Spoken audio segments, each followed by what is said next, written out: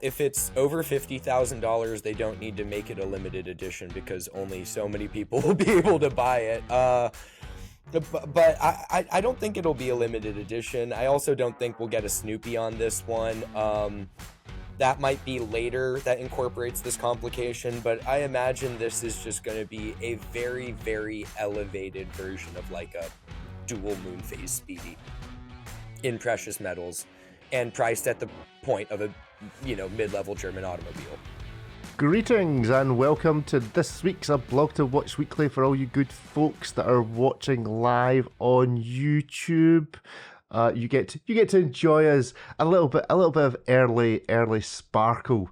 I feel horrific. There's no early sparkle here. I've been off ill for most of Christmas, so yeah, I'm occasionally going to mute this conversation when I have a coffee fit in the background.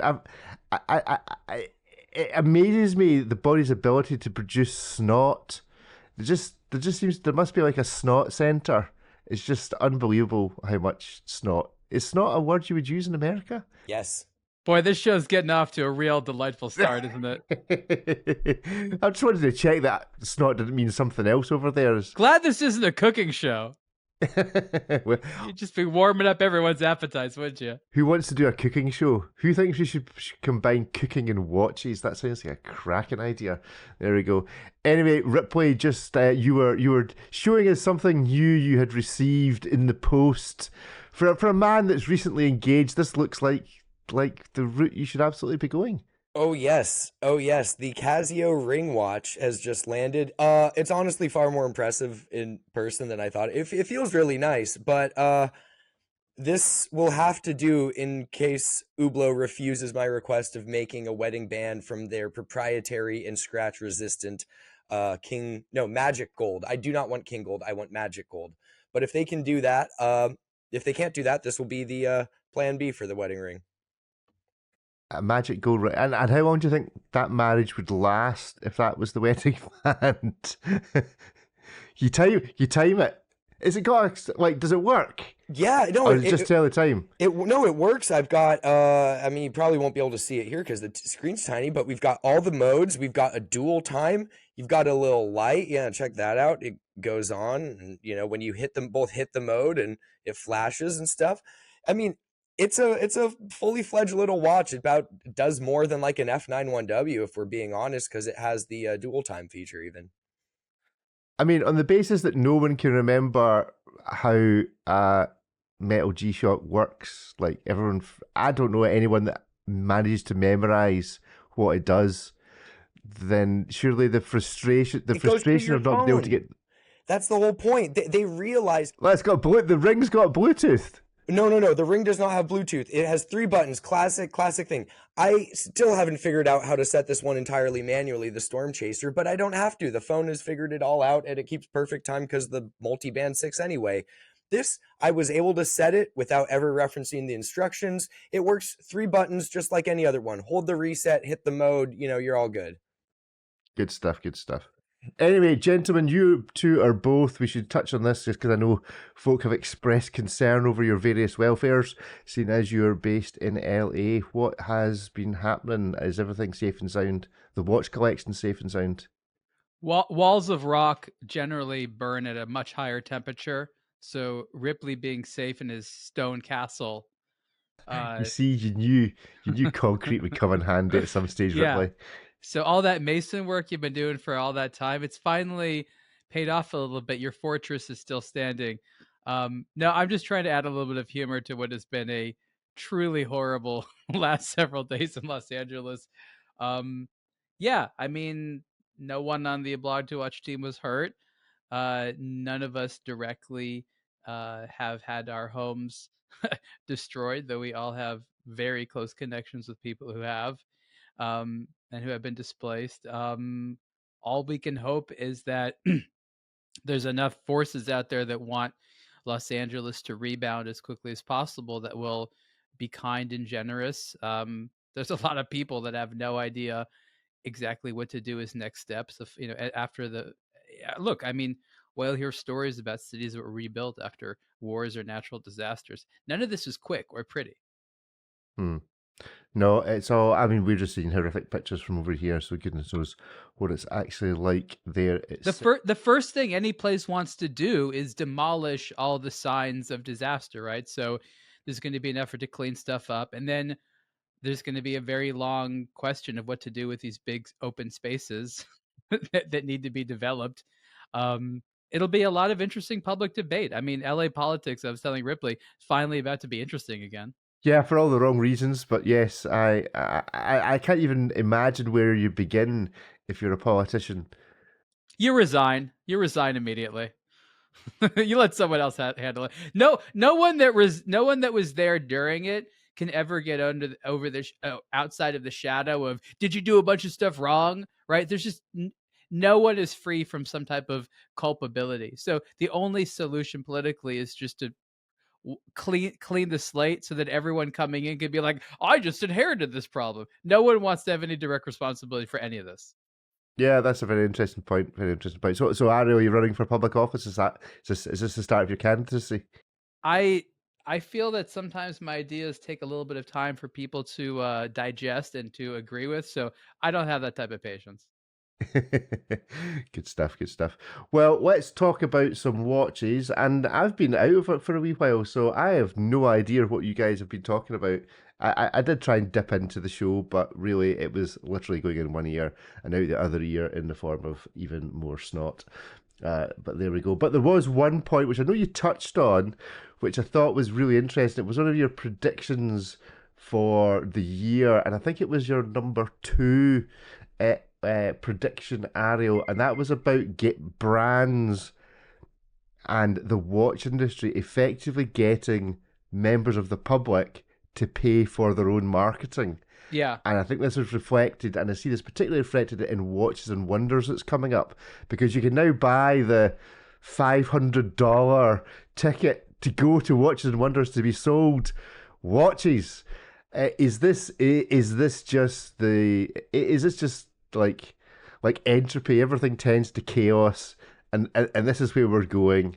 That not only do they think they can avoid media, they now think they can avoid the media that's become retailers, and so they're now just going direct. Everyone's direct to the public. Yeah, here's what it is indicative of. There's sort of a bigger issue here. I think we all agree this is silly and kind of unsustainable. And the premise that someone spends all this money and time and effort to go to Geneva just for the privilege of being able to post on Instagram themselves versus see it from someone like us, as well as, get a first row seat to someone who will sell them a watch.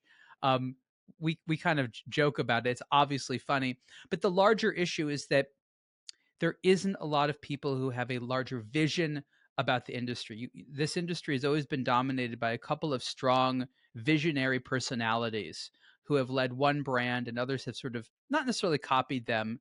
You have your various Sterns of the past, your Biver, Hayek, the people that Hayek trained. Biver was sort of one of them.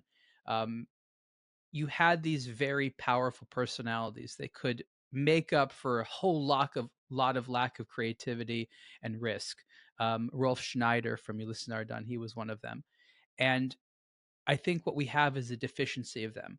The corporate groups may be run by visionaries like maybe Mr. Rupert or Mr. Arnault, but they're far too detached from day-to-day decision making for it to ever translate into product or marketing. And everyone else is just sort of has a corporate risk averse financier, see everything as investment, see everything as predictable returns mentality. We don't have enough mavericks, cowboys, whatever you want to call them, these types of charismatic personalities, like like Biver, who would say, you know what? I have a gut instinct that we should do this. Let's do it. I'm telling my team, execute on it. We don't need to study. We don't need meetings. We don't need to ask the board. We're just going to do it. And I think most of those people have retired or been run out of the industry. And now you have risk aversion plus people making decisions without obviously seeing what the aggregation effect is. Like the emergent quality of all these brands leaning on consumers to both buy their watches and do the marketing for them is none of this works anymore. But no one there seems to see the wisdom in avoiding that course of action. And that means that there aren't those visionaries in leadership roles. So I really think that that is the larger issue. Ripley? I mean, you do need the independent media. Having the person who's so in the brand's pocket and so on board, such a fanboy that they're going to go spend the $500 to go grovel in front of the brand and say, please sell me this first. Uh, that's not a replacement for media. I can see why the brands want to have a enthusiastic customer base, but um your customers and media are two totally different entities. They serve very different functions within the industry. And at the end of the day, the person buying, who has the means to buy the watch, doesn't write about watches, and so they're kind of there to say, I like this enough to buy it, but there's no real dissemination of the watch itself. And it's through this gaze of, I've already committed to buying it. I'm only going to say nice things because I'm trying to get my allocation. It really doesn't make any sense to pursue that. I understand why brands want to, but it's sort of like saying chocolate cake is good, we should just eat that for breakfast, lunch, and dinner. It's like you're going to die of malnutrition in like 6 weeks. Like that's the. But will you be happy? Well, you will, and you'll cultivate some mass while doing that. But again, it's just not a replacement for a proper diet.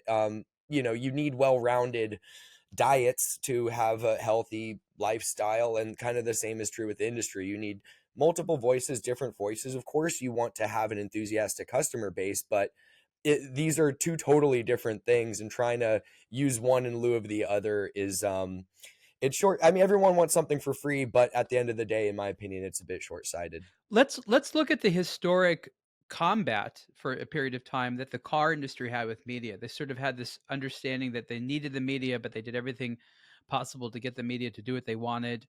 And the car industry, even though it has essentially not funded a lot of media for a long time, has not been able to get rid of it. People want car media to buy cars, to be into cars, to have car enthusiasm. The car companies themselves have not been able to do that, and they're generally considered a lot better funded and a little bit more sophisticated than your average luxury watch company when it comes to marketing. So I think that the car industry, since there's so many parallels with watches, is a good analog to look at. And they've really had to embrace media. They've had to say this exists. There's tons of amateur car media out there. It draws more numbers, so it's a little bit easier for them to get traditional advertising and fund themselves.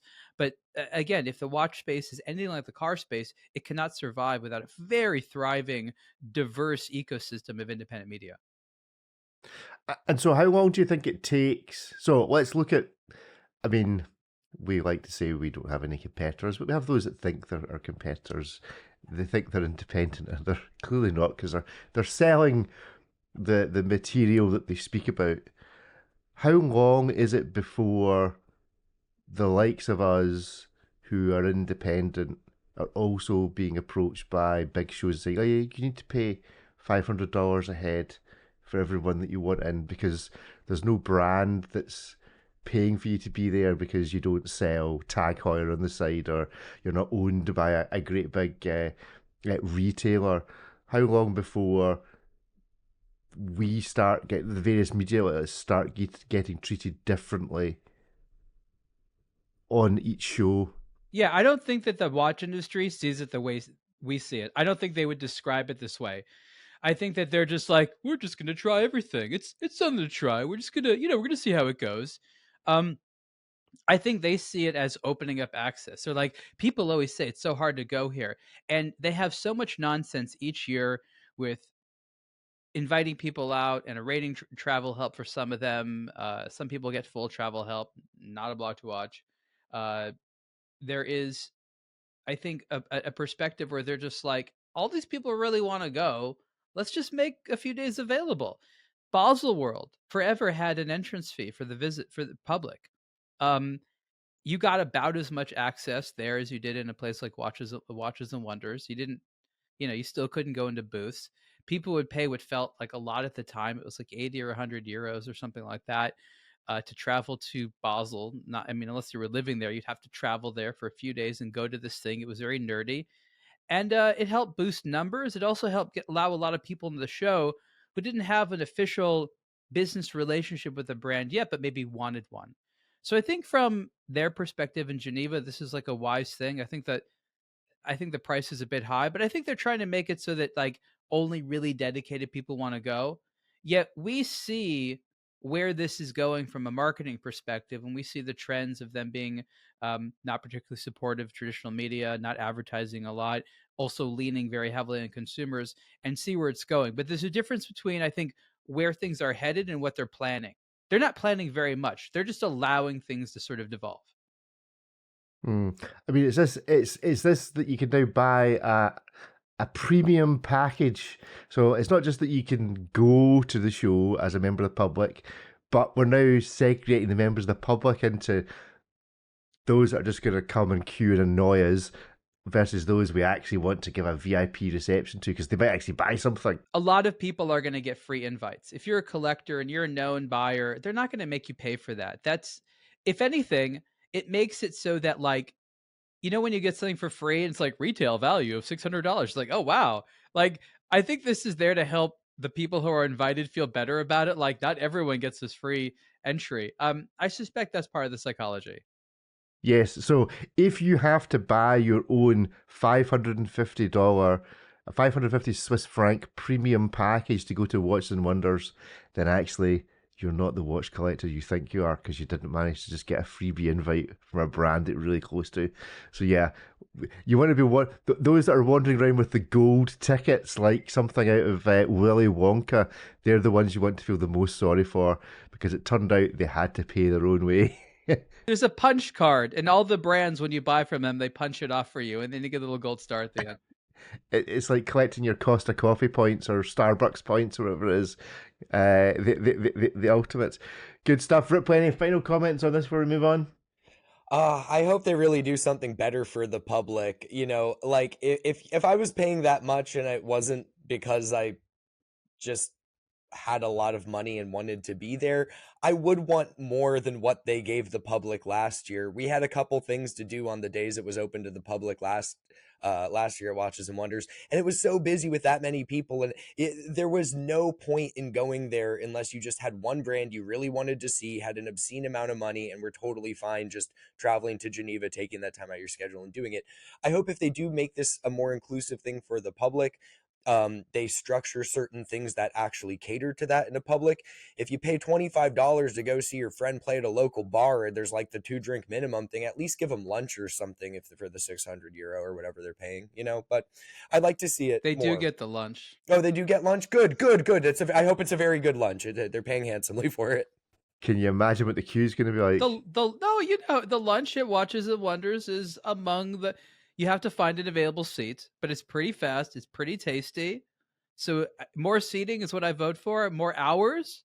Yeah. Why do they have like four tables with like 2 chairs out of a piece? It's just like you couldn't have a coffee shop with that many seats, and yet it's just like, yeah, we've got like a whole city inside this giant building here, and we're gonna have collectively maybe 100 places to sit at any one given time amongst all of the little restaurants.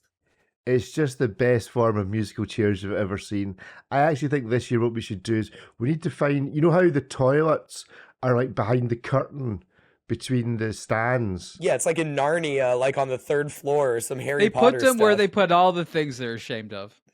Exactly. I think what we need to do is every 20 minutes, one of us has to go and get a chair and take it behind the curtain and slowly reduce the number of chairs in the place till somebody notices. Like, so the ultimate form of musical chairs is we've just got to start pinching chairs from the place. We'll then know where the chairs are. So when we want to eat, we can go get a chair from by the toilet or somewhere like that. This is why I bring meal bars to Europe, so that while Rick is having this kind of fun, I can go shoot watches and be nourished. What about fold-out chairs? What if I just like, yes. like camping chair style, I sit down, I'm like, oh, there's no seat? Hold my beer, I'll take another, and just go into it. There must be like a camera tripod that we can get an adapter to that can double both as a camera tripod and one of those mono things that you can prop yourself up on for sitting. You could have a foldable chair and table. This is not crazy. What about a blog to watch branded foldable chairs? Well, Ed's gonna hate me for saying this, but he was joking earlier, but I liked it. He said we should have a team outfit, like a tracksuit or something like that, with our logo on it. He thought it was a joke, and I said, no, we're gonna look into that. If we had our own like folding tables or something like that, we've talked about Sherpas. We said if you're in Geneva and like watches, carry our stuff. That's, human tables. Arrange yourself in the table format, gentlemen. We've floated the idea of team outfits. Could you imagine all of us just walking in like white robes on day one, just like we are here? That violates the dress code that I forced them to write a few years ago. Reservoir Dogs? What's the Tarantino film where they all wandering? We just need somebody ahead of us with a stereo, big 1990s ghetto blaster, playing the appropriate music as we all walk into the room. Yeah, that's not going to go down well. That's going to look very silly, but I'm up for trying it. The tracksuit thing is not crazy, Maybe even just one day. Whatever they're called, I don't know. I want a decent quality one, but choosing the right colors and how to do the little stripes properly and where to put the logo, this is beyond my area of expertise. Well, why don't we sell that to a brand as an advertising package? You are the official clothing sponsor of Blog to Watch for Watches and Wonders 2025. That's not going to be confusing. Why are all the Blog to Watch guys branded as Chopard? We don't even say a Blog to Watch. It just says Chopard. We confuse everybody.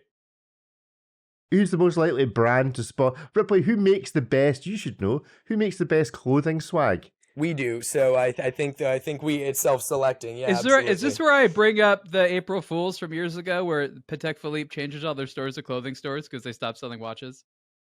Yeah, well, that's not happened. I thought I've not been allowed in any Patek Philippe stores. Is that not already happened? Patek Philippe as a brand just kind of pivoted to making like gentleman attire. Nobody would bat an eye. They're like 30% of the way already there. Hey, can I get a Nautilus or Aquanaut? No. What about a Grand Complication? Definitely not. How about cufflinks? Totally. Cufflinks, we got like all of the cufflinks anytime you want. We'll even give you a discount on them.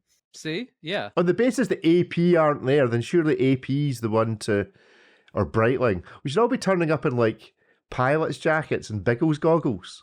You mean, what about the AP, the Ben Amias trench coat? We could all have oxblood leather trench coats that go down to our boots. We'll all just look like Shaft and Blade coming in. It'll be so warm, and we won't be able to move our arms, but it'll be awesome.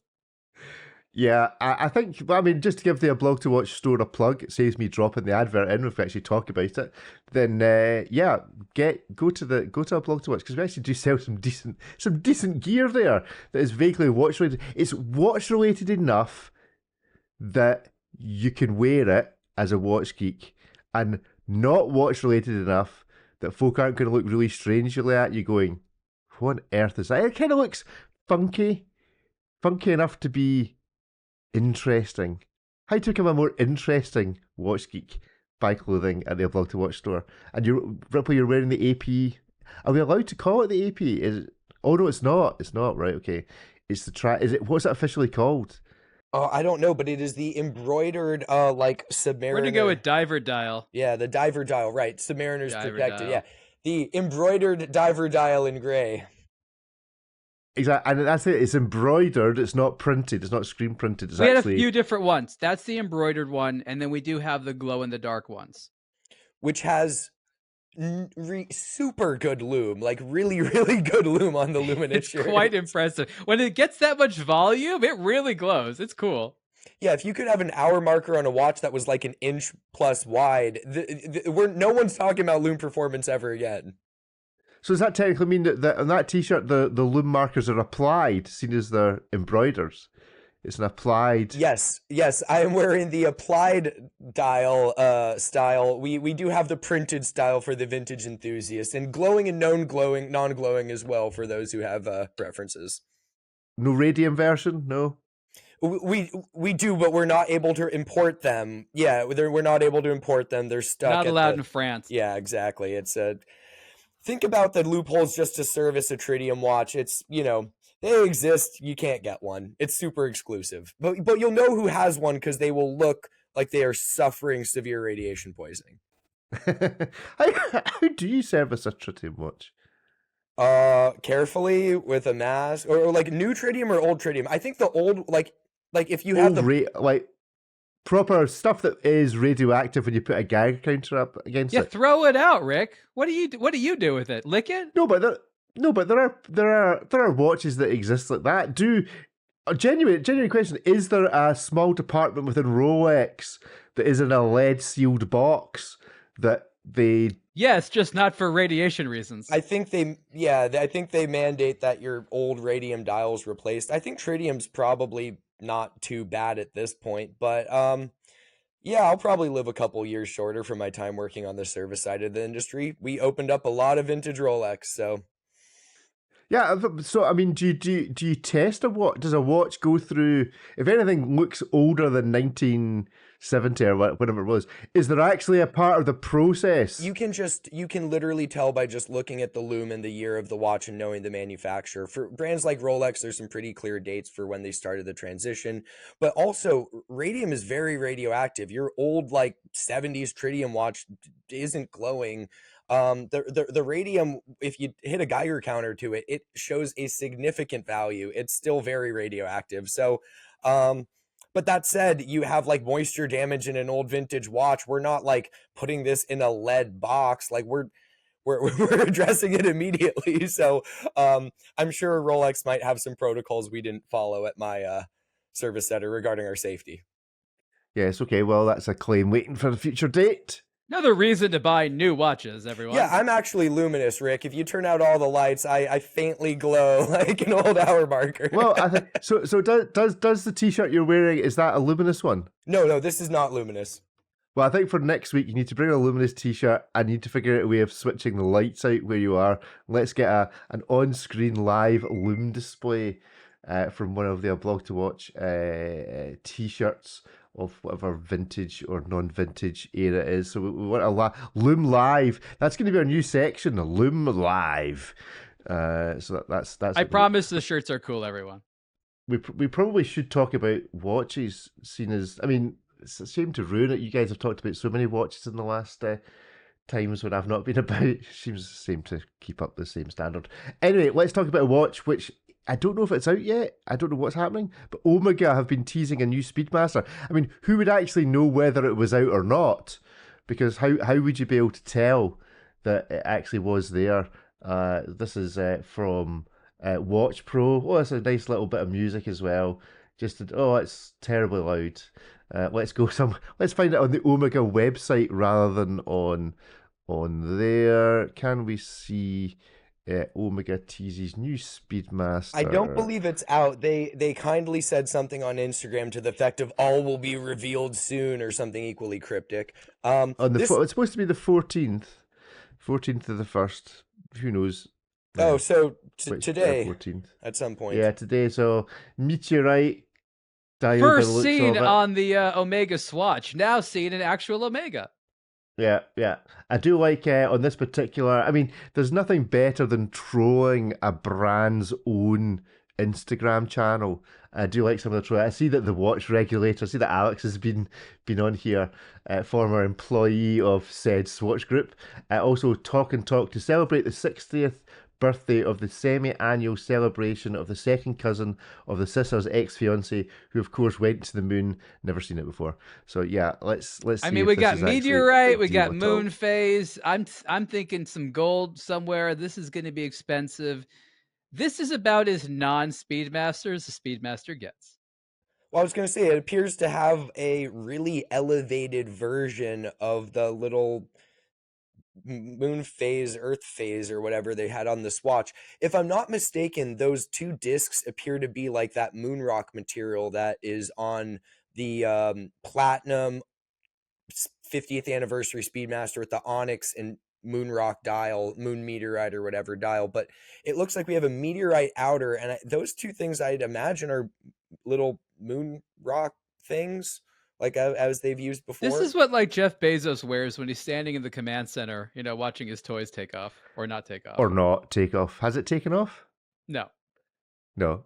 Someone pointed out the difference in distance between the N and the upper border and the S and the lower border, and just the thickness of the print was very askew, and I haven't been able to look at anything else since that. No, it's very obvious what's happening here. People don't see that it's that looks like sort of eyeglasses. That's the part that moves. So it has to be a little bit elevated because those bottom parts are non-flat. Normally those should be flat. Oh, no, So no, that's why I it mean needs the that space. distance in printing. Like the N looks way closer to the upper border of that dog bone shaped thing, and then the S's.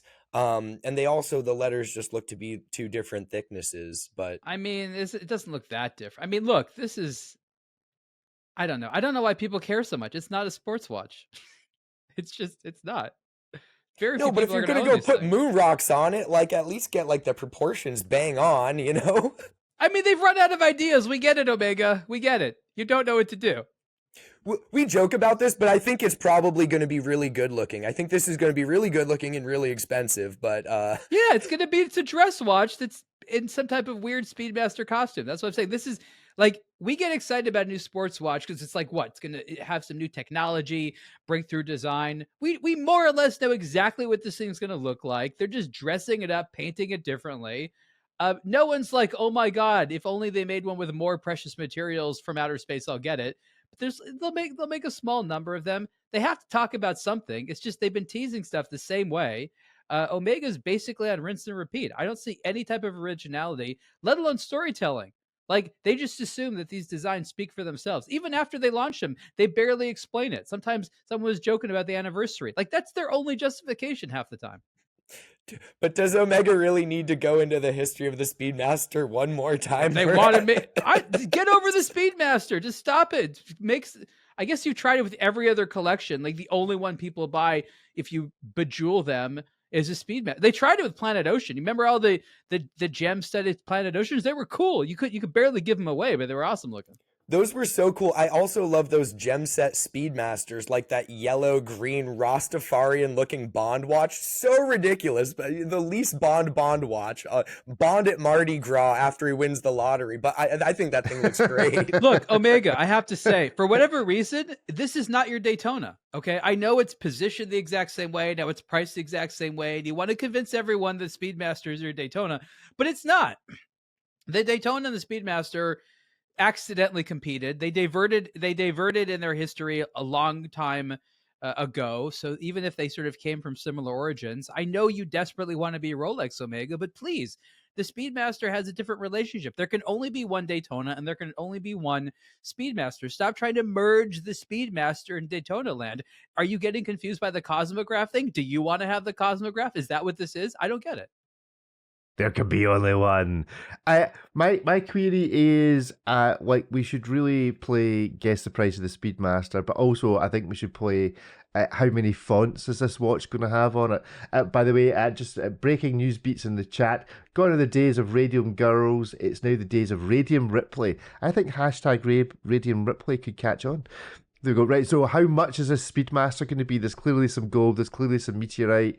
Is it going to be titanium? Is it going to be anything interesting material? Precious How much metals, is it going to be? Precious metals, and it'll be over $50,000. Over 50. Ripley's over 50.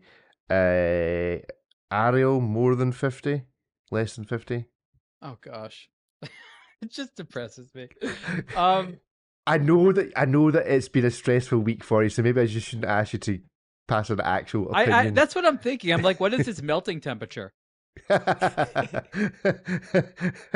Yeah. Okay. So is it does I yeah, I'm not even going to go there, but yeah, so less than 50 or more than 50?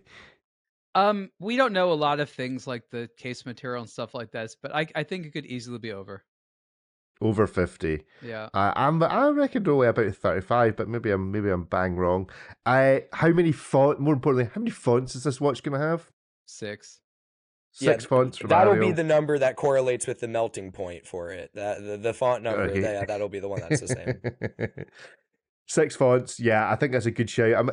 And is there going to be anything special about it? Is there going to be a Snoopy? Is there going to be any animation thing on the back of it? Limited edition. That's the other thing we should play. We should play our limited edition game. How many limited, unlimited edition is this going to be? Is it going to be a standard production? Well, if it's over $50,000, they don't need to make it a limited edition because only so many people will be able to buy it. But I don't think it'll be a limited edition. I also don't think we'll get a Snoopy on this one. That might be later that incorporates this complication, but I imagine this is just going to be a very, very elevated version of like a dual Moonphase Speedy in precious metals and priced at the point of a mid-level German automobile. I mean, when Omega produce limited editions, they do tend to do it with really bizarre, not necessarily bizarre numbers in what they're celebrating, but just bizarre numbers. Do you think it'll be limited? It's going to be naturally limited, and they'll make as many as they can order. Watches like this just sort of slowly fade out. I think that Omega did learn its lesson after producing too many limited editions for too long. They've since stopped, but for a while it was like a lot of limited editions, and the problem was that that's all that people were buying. They weren't buying their regular watches. So they try to come out with lots of new models and do what they've done in the past is make them for a little while, and if interest wanes, they stop it, and if interest continues, then they'll make a few more. It's a much more earnest approach, in my opinion, to do like the last Snoopy Speedmaster wasn't capped at a specific number of examples. Yeah, it was hard to get. It was limited due to the nature of the manufacture and the production, and it was never going to be a large percentage of their catalog. But saying you're making a limited edition of 10,000 pieces is a little bit silly. I think this obviously isn't going to be a permanent member of the catalog for decades to come, but capping it at an arbitrary number of examples based on some preliminary projections just seems like, that fad is over. I think this is a much more genuine way of making something exclusive, but not trying to, inflate the level of exclusivity by assigning it a ridiculous number. Do Moonphases tend to have the Moonphase days done like this? Yeah. So it's 29 and a half. Maybe normally for a Moonphase, I just expect to see the moon. I'm not sure I normally expect to see the 29 and a half. It's a tool watch, Rick. Come on. This is an instrument we're talking about. What can you do in 14 seconds?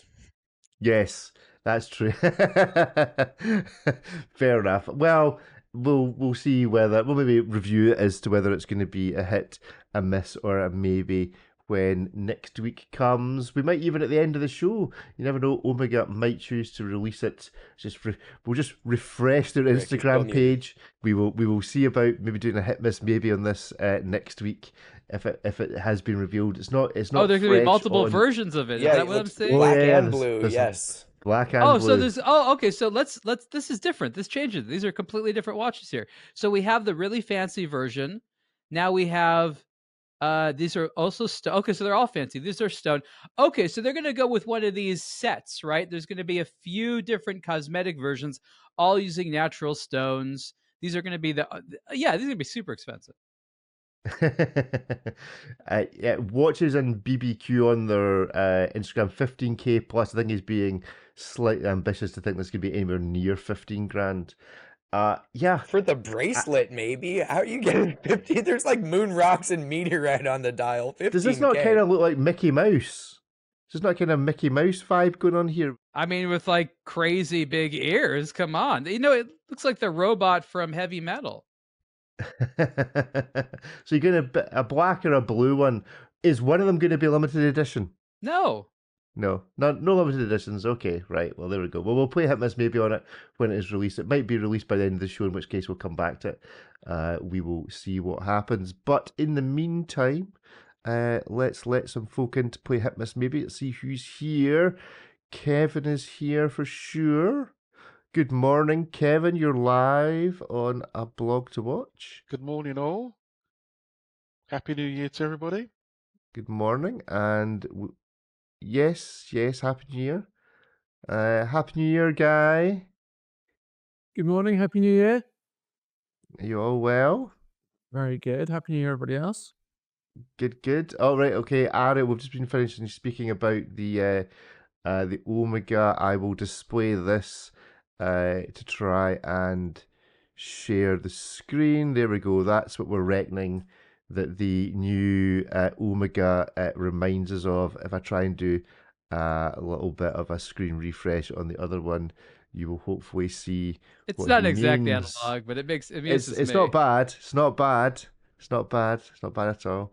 There we go. Good stuff. Right. Well, I think this will be us for today for Hitmas Maybe. So let's go around the room, see what everyone's saying to it. Guy, where are you, and what delightful D-Trash watch are you wearing today? I am in the south coast of the UK, looking like a nice sunny day. Blue skies coming through, and I have on the Cali white, which is getting to be a point where it's like a favorite child, and I feel a bit bad about it. But it's getting I don't know if I've had the others for longer, but this one I'm wearing a lot. Right. Okay. And other than your watches, do you actually have a favorite child? They are almost within earshot, so I can't tell you that. They think I tell you what, they think I have a favorite child, and that makes it worse. But I don't. I try and tell them I don't. Yeah, but it's not true. That's why it's important just to have one.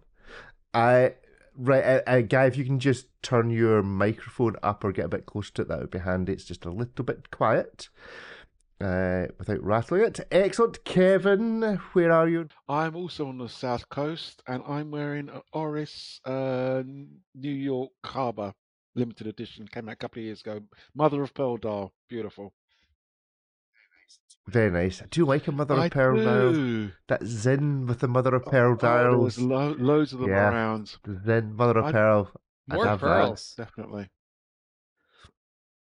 What do you think the value is in a mother of pearl dial? Like, is it in any, like, is it a... They farm the stuff. Yeah, so is it expensive, or is it just one of these things that's the brands want it to be expensive. Yeah. They would charge us gold money for paper if they could. That's true. That's true. Ariel, where are you? You're obviously still in your own location. So that's good news for someone living in LA, but what are you wearing? I'm wearing a Raven Endeavor 2. This is an indie dive watch from a brand based in Kansas, which I think is really amusing that in the middle of the country, they make a pretty decent 500-meter dive watch. It's not expensive. It's just kind of a nice, tool watch that's comfortable. Yeah. Ripley, where are you? What are you wearing? I assume your Rockwall is where it normally is. You've not exported it to somewhere safer. Not yet. I am working on a portable version, but streamlining that has been difficult. I was wearing the Arkin earlier. I switched to a G-Shock because I've got the Casio ring on. So I am, I guess, technically like triple wristing, double wrist plus finger. We're getting creative, but now there's 3 things on me that tell the time. So that's one more than it was yesterday. So we're making progress. I can't tell if the ring makes the watch look big or if the watch makes the ring look small. Both make my arm look tiny. So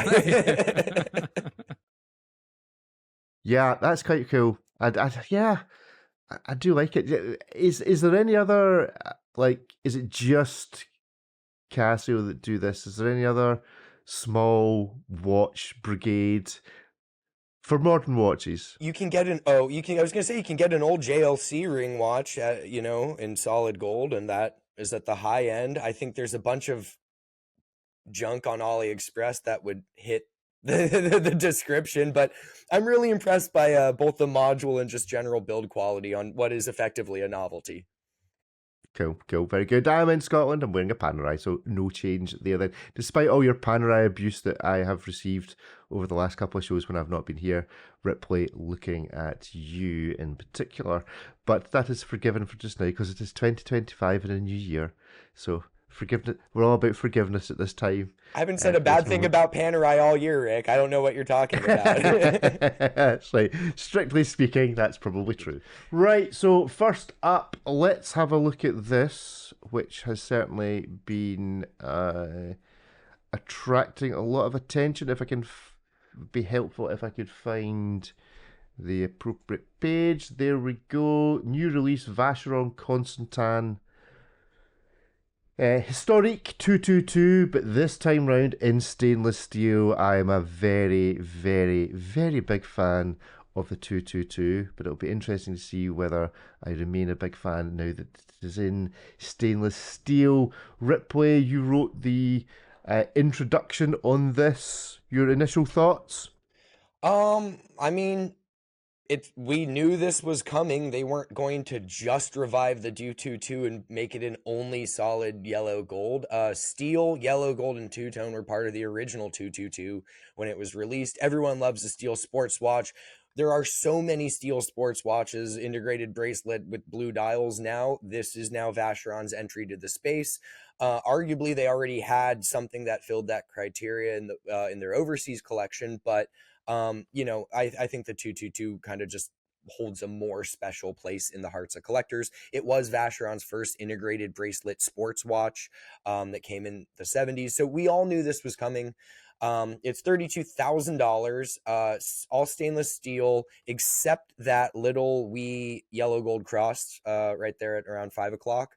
I think it's a very nice watch. The movement is the same one that they have in the previous one, which has been around for a number of years. It's nothing really remarkable. 4 hertz, 40 hours. You get lume on it. If you like the yellow gold one and we're priced out of that, this is literally less than half the price of the gold one. So there's that. But is it pretty much what we thought was coming? Absolutely. But is it going to be very popular for them? 100%. This is just giving the public exactly what it wanted. Giving the public what it wants. The question is, do we actually want it? So on the count of 3, is it to hit? Is it to miss? Or is it to maybe? 1, 2, 3, go. Hit, maybe. Hits and maybes. Guy, why is it a hit? I think it's gorgeous. I think it's really, really, really, just really nice, really classic. I like talking about a bracelet. I think the way the bracelet integrates into it is stunning. Quite like the little gold bit on it, like the gold rotor. I'd have it a couple of mil bigger personally, but I think it's lovely. I think it's really, really nice. Yeah, gorgeous looking thing. Kevin? I had it as a maybe. It's a nice piece. The bracelet is amazing. I have tried on the gold version when it first came out. It's stunning, but I think they've could have done a better job. It's $32,000, which is way too expensive, more than the overseas dual time, which I think is a better watch. Also, they should have done it in a different color, because it will just detract from the overseas range, even though the overseas blue is boutique only. It was very, very nice. I've got big wrists, and it does suit my wrists. It's okay because of the case shape. It's a lovely piece, but at 32,000, it's too expensive for what it is. It's a 3-hander. The dual time is less. I think the chrono's even less as well. Certainly, the equivalent overseas 3-hander is less, and it's the shade of blue. I know it's supposed to be sort of powdery. I just don't like it. It's a bit matte. It just doesn't. It'll be better if they did a completely different color, not to distract from the blue overseas range. But that's my opinion. Ariel? Oh gosh, I have so much to say about this. So much to say. I don't even know where to get started. Sit back and relax, everybody.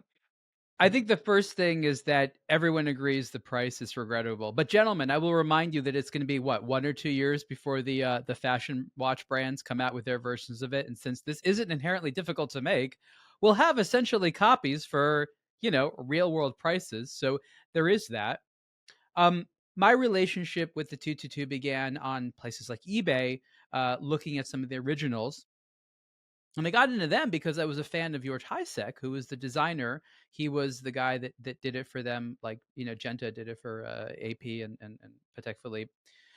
And his brand and his watches he were doing at the time were ultra modern, like, HD3 and stuff like that. So for me, it was very quaint and quirky to be like, oh, that's where the guy got started. he could care less about stuff like that. This is old news to him. He'd done this. He'd been paid a little bit for it. He didn't make him any more money. As a mature watch designer, he made radically futuristic stuff. Like that's where he wanted to. So I was sort of raised respecting this as a collector, but not ever really taking it super seriously because the actual designer like had been over it for years. Vacheron certainly didn't care about it.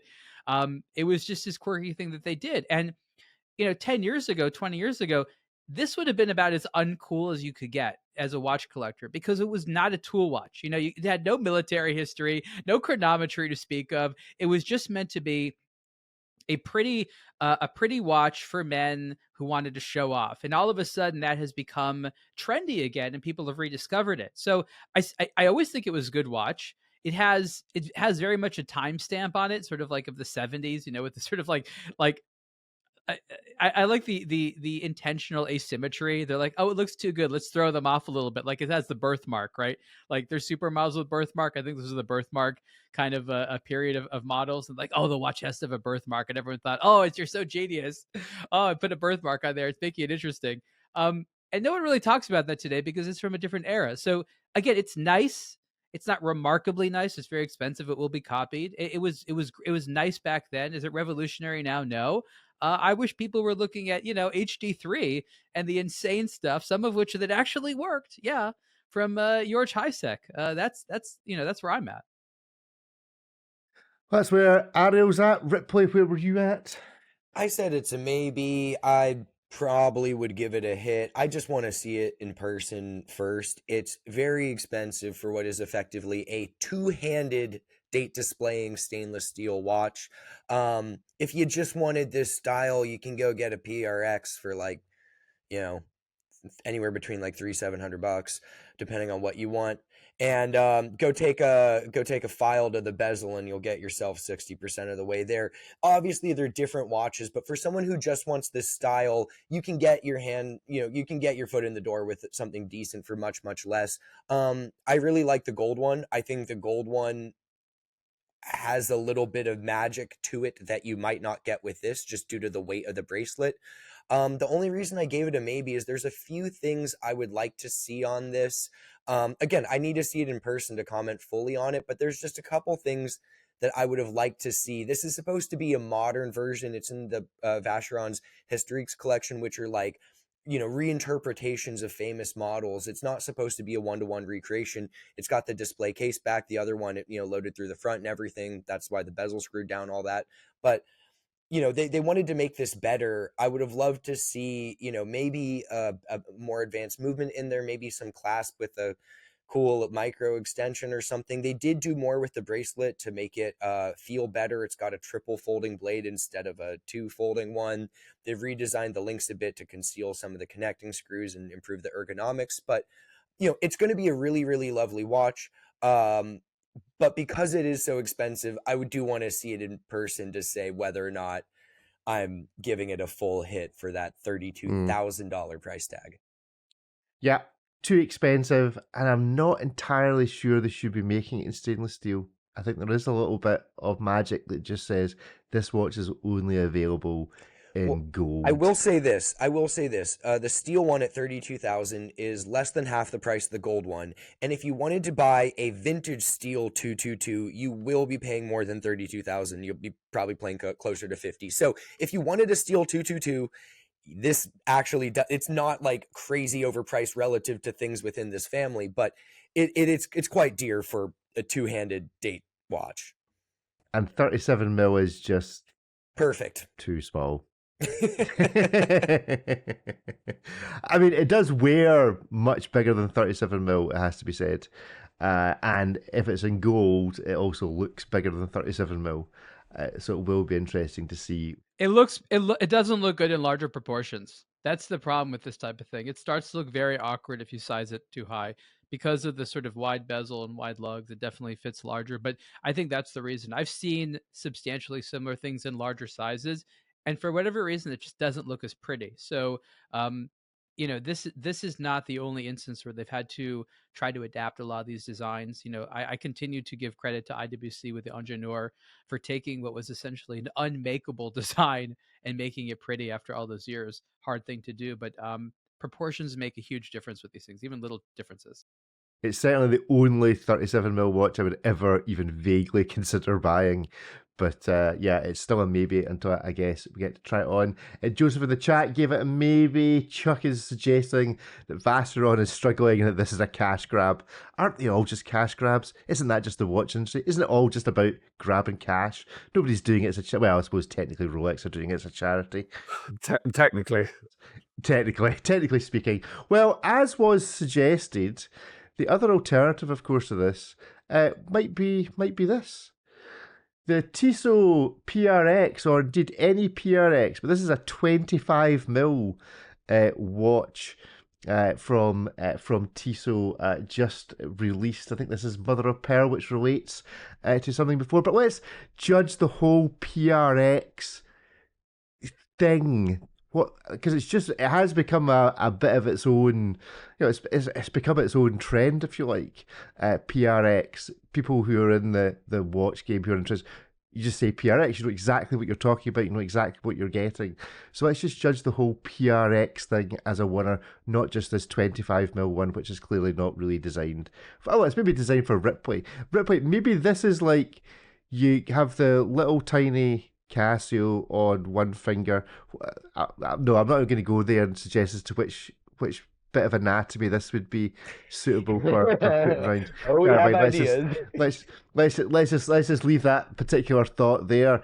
But what do we think of PRX in general? In general, for you and your experience of them, we've all tried them on, seen them. We maybe all own some. Is it a hit, a miss, or a maybe? 1, 2, 3, go.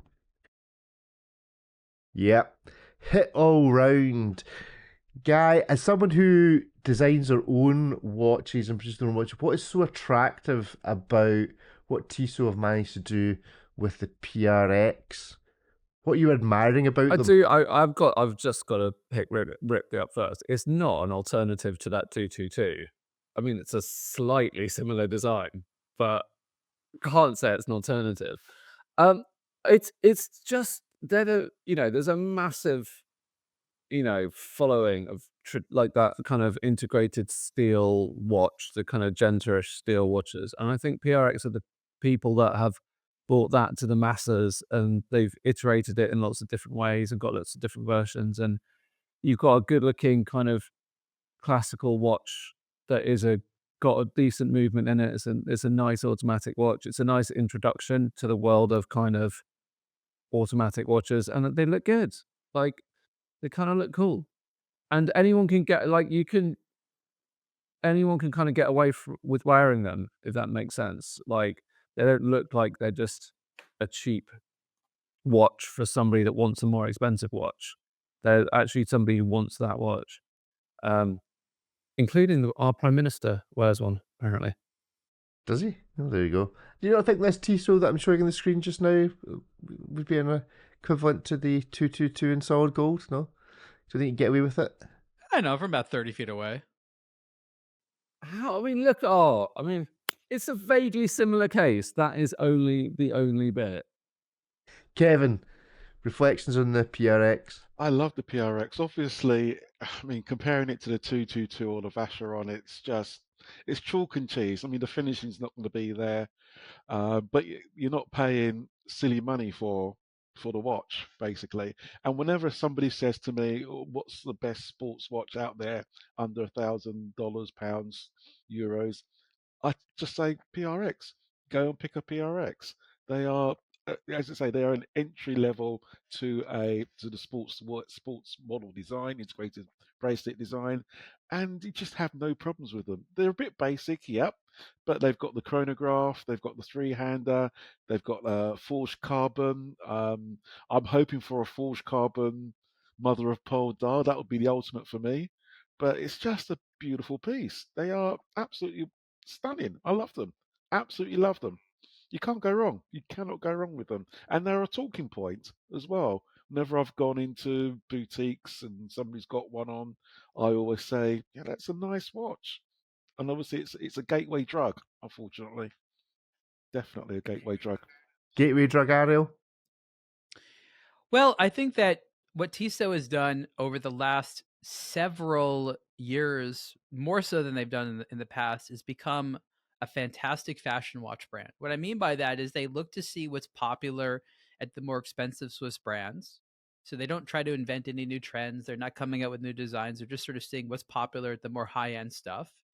And then they use the amazing industrial power of the Swatch Group combined with the movements that they have to come up with a very handsome watch in a style that people want. They happen to have a lot of history in making watches, so it's not going to be hard for them to find something that they made. Like, oh, we had these boring watches in the early 80s. They're actually finally popular now. Great. We can finally make some money off of them. Watches like this populated the 1980s, and they were boring, and very few people were passionate about them. They were nice. They were popular. They were attractive. They were trendy. But, they were just sort of these popular types of fashion watches. And that got completely eroded away from what collectors were interested in. And now, again, it's maybe cyclical if you want to look at it that way, coming back in. And Tissot they were very strategic about it. We're going to apply our formula. We actually made something like this. Let's let, Audemars Piguet and Patek and Vacheron and all these guys do all the heavy lifting of making it sexy. And we'll just have our super high quality, affordable version and not have to do that much marketing. Just that's our strategy. It's worked very well for them. And the PRX happened to be a really successful thing. It is, in a lot of ways, a very generic timepiece, but of a genre that a lot of people like right now. And it's super well priced, and it does all the things it's supposed to do very well. It's very conservative in that sense. But again, most of the market wants conservative things. So I wouldn't necessarily wear it every single day, but I smile every time I see somebody out in the world wearing one of these. And I'm like, great, the system works. Ripley, the system work? It does. I'm a big fan of the PRX. I've recommended them to countless people. I've owned one myself. I've purchased one for a good friend of mine. There's such a wealth of options within the family, regardless of the colorway, movement type, size. There's a bit of something in there for everyone. And Guy, you're absolutely right. If you get a Powermatic 80 PRX, it is not the 222. You get both a running seconds hand and twice the power reserve at 80 hours instead of 40. And actually, I've just noticed you also get twice the water resistance. Yes, there you go. 100. So you're right. It's not an equivalent at all. Let's be real. We'd all prefer the 222, and you get a quick release system at the lugs. Regardless, all this illustrates is what you're getting is a lot of bang for your buck. It's an approachable design, as Ariel mentioned. A lot of people like it. It looks nice, but there's no learning curve with the standard time and date PRX. No one's looking at the bezel and going, what is this? Or how do I use this? Or what's this other hand for? It's a watch that's simple, but very well executed. It looks like a much more expensive watch. And yeah, there's things that do what it does better, but they pretty much all cost more. So, I think it's an absolute hit. And it's been great to see it both a success and also see it expanded into some, like the carbon fiber one. I think that's a healthy change. And I think that one gives you a silicone balance spring on top of that. So even more. So silicone balance spring, 100 meters, water resistant, 8-hour power reserve. It's fundamentally a better watch than the 222. Is that what we're actually seeing? And what is the craziness of? I mean, if you keep pulling that thread, Rick, you end up with everyone has a Casio. So that's a dangerous road to go down. But on paper, if you were just holding to a non-watch person, the 222 and the PRX, you read them the specs and said, this one's 600 quid and this one is $32,000. Most people are going to be scratching their heads. So I think there's something to be said just about that. And until you get into the enthusiast level and can appreciate everything that the 222 is. So where is the value? Let's play this game for a minute. Where is the value in spending $35,000 on a 222 versus 600 on a PRX? People get to be envious of you, and that excites some people very much. Is it all psychology? Sure. Psychology. It's also, it's psychology, but the psychology that holds with time, because that 222 in, 50 years is still going to be exclusive, whereas the PRX in 50 years isn't going to be exclusive. And what kind of mental trick do we play on ourselves that it matters? Because in 50 years, none of us will be here. Ripley might be. Ripley stands a fighting chance. The rest of us, we're... I plan on living on as an LLM, sir. Yeah. I mean, and also, I mean, without, it's... Can you imagine that? Okay, let's just sidetrack from... Can you imagine uploading Ariel into a large language model just to live on? I want future generations to not have to do watch criticism by themselves. Just rely on me forever. I will live on to critique timepieces. We put Ariel in a box and let him out as his large language model to do the April Fool's joke every year, based on everything that's been... In fact, we should actually get ChatGPT to do the April Fool's joke for this year and see what it comes up with. I don't need it. I have so many ideas as it is. I have to narrow it down. It's so hard. Ripley? I was going to say ChatGPT might be a little too self-aware to get the concept of April Fools and just publish a legitimate headline from the watch industry from that past year. Good stuff. Well, any further thoughts on Tissot before we move on? Oh, well, can I just say the other thing that I think is really impressive about the PRX is the aftermarket strap versions of it, and companies like D-Lugs who have kind of, I think, taken it to the next level, and they look even better than the PRX. And I think that when you're talking about the gateway drug, that is a big part of the gateway drug. It reminds me of all those companies that made money selling the Bell and Ross, the BR1 straps. You remember that was really popular, and even for Panerai, but the Bell and Ross ones had a bit more of a distinctive nature. So you had all these different materials and colors and stuff like that. It was really popular to get your own special like BR1 strap. Which is like the Moonswatch, who've come out with their own replacement straps now because they realised the originals were rubbish. You have to.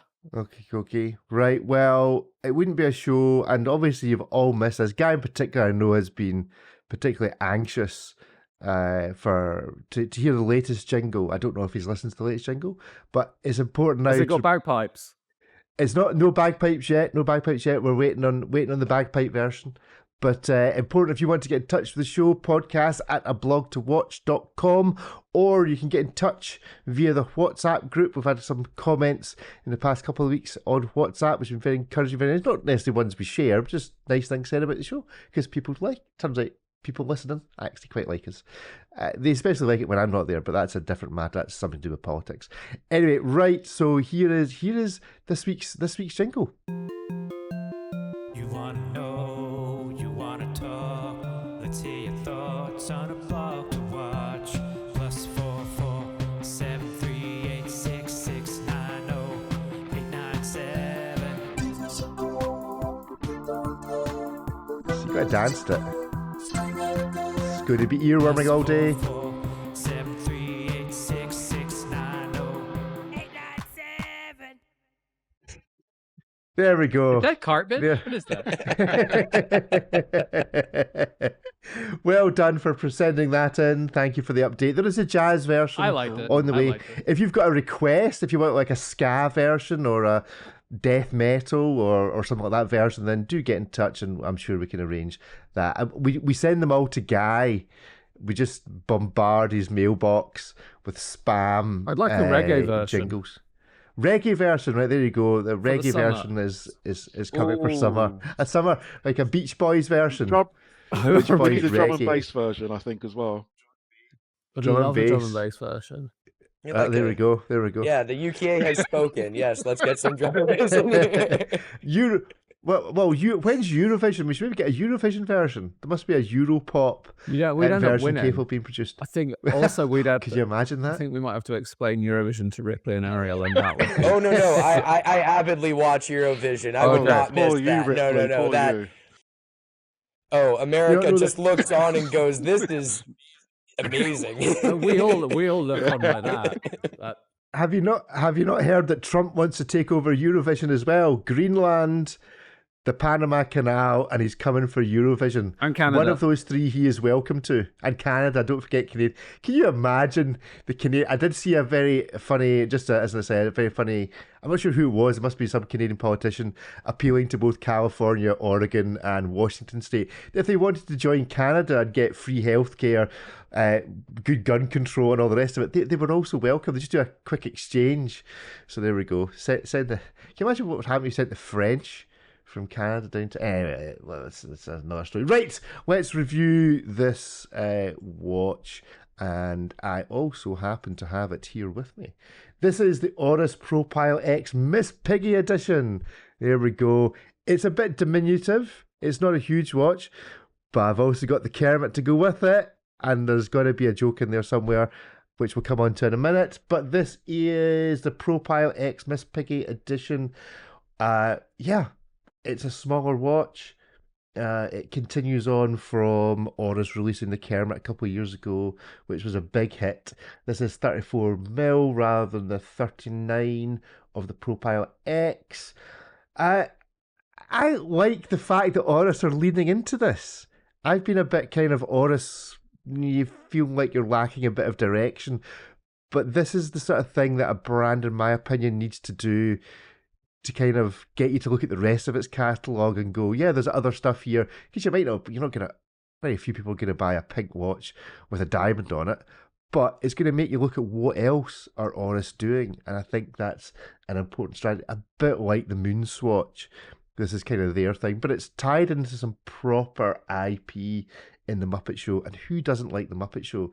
So let's give this a hit, a miss, or a maybe. And be kind, because it's the Muppets. And that's my childhood. And many of your childhoods. So bring back... Why is the Muppets not back? They got on all these other Muppets. But anyway. Right, hit, miss, or maybe. 1, 2, 3, go. Maybe, hit, and a miss. Right. Good variety. Guy, why is it a maybe? I really liked the date wheel on the Kermit that is on the back of this, and I don't like it being on the back. I thought it was better on the front. Don't think you can see it, but yeah, there's a wee Miss Piggy on the back. Yeah, and I don't like. I thought it was really cool on the Kermit. I want to like it, but I think the Kermit's better executed, and I also think there's something weird with the pink and like the pink on pink text and the pink of the indices versus the pink of the dial. It's just not. There's something in the execution, I think I just checked, and the Kermit has white text, and I think if this had white text, it would be better. And maybe this is like a in real life versus images, but there's a weird thing where the pink of the indices doesn't contrast enough or match enough the pink of the dial, and it just kind of clashes. But I like the concept, and I like the Muppets. I just think the Kermit is better executed. That's why it's a maybe. I can tell you from having it sitting in front of me that the contrast is actually decent. It actually works okay in person, and as well as the kind of applied indices, you've got this additional thin line that goes beyond the applied indices, which actually works okay. But yeah, you're right. It's not the white that exists on the Kermit. It gives it a different kind of vibe. Kevin? I gave it a hit. There are a few things I don't like about it, but it's going to be a big seller for Oris. I mean, the applied indices, even though they're pink, they do stand out. And I would disagree with the white text application. I think it'll be too much of a contrast and too much of a clash. However, I also agree with you, Guy. They should have put the Miss Piggy on the front somewhere, date window, or maybe even replace her at that instead of the diamonds at 12 o'clock. Having it on the back is a big miss for me. But they're going to sell loads of them. It's refers back to your childhood.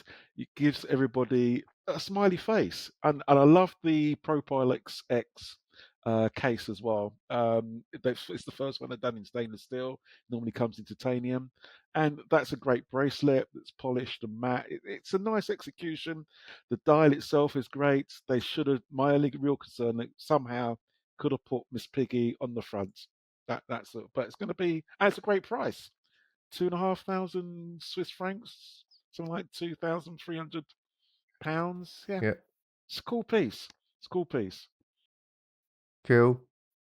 Ariel, Muppet Show denier. I'm not a Muppet Show denier.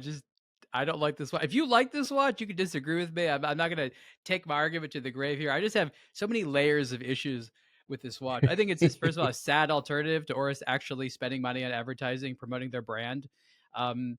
Yes, I think from a marketing perspective, this will get coverage. There hasn't been Miss Piggy things. People tend to like this type of thing on paper, but just actually advertise the things that your brand is actually supposed to be known for, not whatever this is. In my world, I could be wrong, but if I purchased a gift for a woman, the theme of which was Miss Piggy, I think that I would offend them. And I don't know that I would want to date a woman whose hero was Miss Piggy. Just not the type of role model as a sort of fashion or sex symbol that I find particularly interesting in my own Oh dear, taste. Ariel. What's your email address, Ariel? So people can send their hate mail directly to you. I'm gonna I think this is probably for a woman to buy for herself. So Oris is like saying, like, well, of course you want a small men's watch, don't you? We'll just put a diamond on there in one of the worst shades of pink we can imagine. And the Miss Piggy thing on the back, it's sort of on there. I mean, this is like the least Disney watch I think I could ever imagine. This looks like the reject from the Tokyo, the Seiko Tokyo design thing with the special project for very specific purpose. I would have rejected this one. I'm like, nice try. You got to do more than put a diamond on there. I think this is a lazy design. I don't understand why somebody would want a Miss Piggy watch. I don't get it. I understand this creates conversation. But this seems awkward and weird, and it doesn't raise my respect for the brand at all. Okay, that's an opinion from Ariel. What did you think of the Kermit? Did the Kermit solve those problems because it was more Kermity? Again, Kermit is a cartoon character who's great. I think it's fun. The watch could have worked without it. Again, it's not the most attractive shade of green for a watch. I think it'll get irritating for people's eyes after a while. I think it made more sense for the demographic. I was not a fan of this. It did not emotionally touch me at all. I would want way more Kermit on here. So I like the Miss Piggy one far less. But I'm not the target demographic. That's the thing. They're not thinking about selling to people like me. Yeah, and I think we know then that if you bought this for your wife and said, there you go, Miss Piggy, she'd give you the hi-ya. Is that what we're saying? I mean, calling someone, hey, you remind me of a pig, a cartoon pig. I mean, that's not sexy or romantic, at least not where I come from, which apparently is burning down. So what do I know? What do you know? What do you know? Good stuff. Ripley, you're also burning down, but do you know something? I mean, it's a maybe. I don't love it. I think I'd be interesting to try this watch on. This case size and the smaller form factor and a time-only format is interesting, but I don't like a time-only format for this particular watch. Like others have said, if you just look at this watch, I'm like, I don't know. It's like G.I. Joe Barbie. Like the case is like, oh, a tool. Like we got vents and stuff on the bezel. And then the dial says nothing Muppet about it. It really gives me more Barbie vibes than anything Muppet related. And then you flip it over on the case back. Yeah, interesting point. It's just like if you're getting a Muppet watch, it's for the novelty of that. I think the Kermit did it tastefully, but if someone just looks at it, they're like, oh, what's that weird green watch? Oh, look at that. It's Kermit. It's like, what's that watch with the pink and the one diamond? Or, oh, it's the Miss Piggy Muppets one. And then you have to take it off and show them and they go, oh yeah, I guess that right there through the little window. It's not leaning into the whimsy enough to really hit it, especially at this price point. And like Ariel said, I don't think I could get this for a woman in my life and have it received well. It would have been, they would have kindly told me you should have spent that $2,000 on anything else. I think the earlier discussion about you using the Casio as your wedding ring, I think you give this to your fiance as her wedding watch. That's a good way to make sure the wedding won't happen, Rick. Like license to let yourself go, lady. Yeah, I don't know. It just seems like they wanted to make the Miss Piggy watch, but going full Piggy was ugly, and so they made this to try to compromise and bring it in, but that's not the concept of like a novelty cartoon watch. And also, every single one of these that Oris makes, unless it's Fozzie Bear, the highest it's getting from me is a maybe. Fozzie Bear or nothing if we're going Muppets. If we're going more, yeah. So okay, I like it, but I do. At Fozzie Bear, I like this watch. I do agree that I would have put the pig reference on the front of the dial, because I think contextually, as you say, it's a bit kind of like, why is this watch pink? And it's more difficult to explain than why is this watch green? Oh, look, you can actually see Kermit in the front. That makes sense. When you do explain it, it's like, oh, wait, is Oris like something to do with the Muppets? And you're like, no, this is just some co-branding thing they've done. You know, it's not like, oh, yeah, Oris used to make the watch worn by the human who was appeared on the... None of that, you know what I mean? Like, it's literally just like a collab thing. So even trying to explain it to someone doesn't really like give them a cool, satisfying story. So, Ripley, if there was a Fozzie Bear, you'd buy the Fozzie Bear. Guy, what Muppet would they have to make a watch in celebration of for you to buy it? I don't know, but the interesting thing that you just said about the collaboration and who wore it, I find it weird that it says Disney. I know that it's owned by Disney now. It should be trademark Jim Henson on it. Disney buys everything. You know that. But as in, if you're a Muppet They're fan, the blob. They'll absorb it. Jim Henson is nothing more. It's part of the blob. You could put the copyright as Jim. I'm sure Jim Henson still is a copyright of Disney as well. And that makes it a bit real. And my other point I just wanted to add, which I thought of when you were all talking, is I feel like the Kermit, in a way, would be worn by Kermit. It's like the style that he would wear. This is not what Miss Piggy would wear. We're saying Miss Piggy would wear a Rolex. Is that what we're saying? I mean, she would wear a fake diamond and gold Rolex, probably. Or, you know, something more than this. Not a fake one. She wouldn't wear a fake one. It'd be more gaudy. I think we agree. It's more. Didn't that picture have her head leopard print or something on it? I mean, she's gonna wear something more gaudy. The leopard print Daytona along with your guy. Leopard print Daytona. I would go Cookie Monster. Cookie Monster's a Muppet, isn't he? Is he Cookie Monster's a part of the Muppets? Yeah, it's a part of the Muppet expanded universe. Yes. I mean, I was more Fraggle Rock, but I think I would go Cookie Monster if Fraggle Rock wasn't an option. Can the strap be made from some like remnant material of the Muppets? I thought we were going to say of a pig.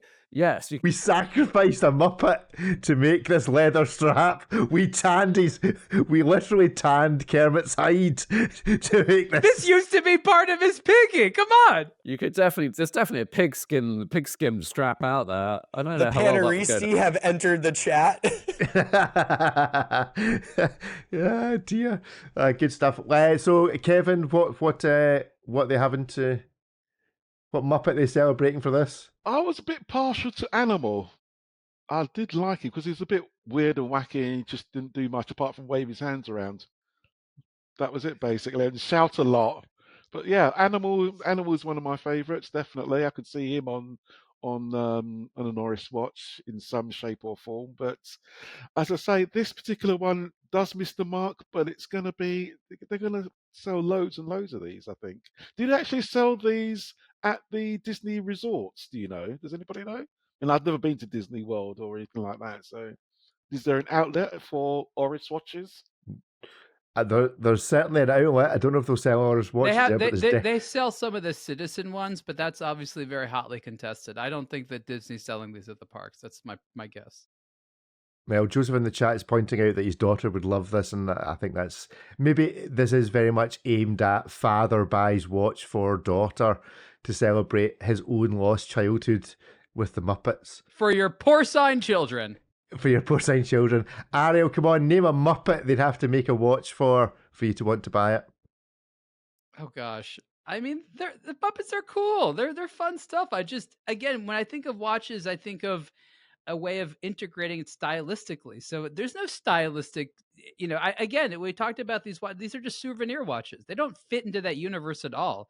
I don't know that I could easily design a collaboration watch with the Muppets with anything, but like I'd first ask myself, what would Kermit wear? What would this wear? But it wasn't it was a silly thing. I mean, came out of the weird kids and drug culture. It's just like, it's got nothing to do with luxury watches. Now, I would have to say that, bearing in mind this Pantone is the colour of the year, okay, it's fairly close to this colour of Muppet Dog and Rolf. And the guy who heads up Oris is also called Rolf. So use AI to combine the two. I've already teased him about this in a previous episode when the Kermit was launched. Look, Rolf. He just needed the nose and the ears. That's it. Same picture. Sorry? You're just showing the same picture over and over again. That's right. It's that meme. What is the difference between these two things? They are both the same. Are you trying to say that Oris wants to be purchased by Disney? Is that where this is going? Oh, well, there we go. That's Disney one buys exit Oris. plan. Let's start that rumor. Right, okay. Well, I like both of these. I'm a big fan of the Kermit watch. The titanium that's made of is really good. And I think, as Kevin, you've said in particular, I think the Oris Miss Piggy will go down a storm with certain sectors, but not Ariel. I'm not expecting Ariel to be seen wearing a pink watch from Oris anytime soon. There we go. That is our show broadly for this week. I'm almost tempted to leave us on the tune again, but I'll save Guy's bleeding ears from that. Any final comments from anyone before we say goodbye? Ripley? Any news on your Only channel? Oh. OnlyFans channel? No. Okay. Not yet. You will all know when that happens. We'll have hands-on content of the Steel 222 very shortly. That's being produced basically as we speak. So I guess we can talk even more about it next time. Excellent. Is that going to be combined with Ripley's OnlyFans? Are those two things getting together? No. The PRX, the 25mm PRX is being combined with my OnlyFans. The 222 is a completely separate endeavor. Oh, glad to hear it. Right, okay. So we the have many PRX OnlyFans accounts. So the 25mm PRX is indeed appearing where something 25mm should be appearing. Is that what we're saying? Well, you have small rings for fingers. You've got large things for watches. Everything has everything has a sweet spot. Everything has a size. Yeah, so. Yeah, sweet spot. Yeah. Well, we look forward to seeing your sweet spot sometime in 2026. In fact, as far as possible away, if feasible. Just stop it now. Right, that's it for us this week. Thank you all very much for joining us on the show in the chat. I promise I will be slightly better and slightly less doped up next week. There'll be less drugs and strepsils being taken.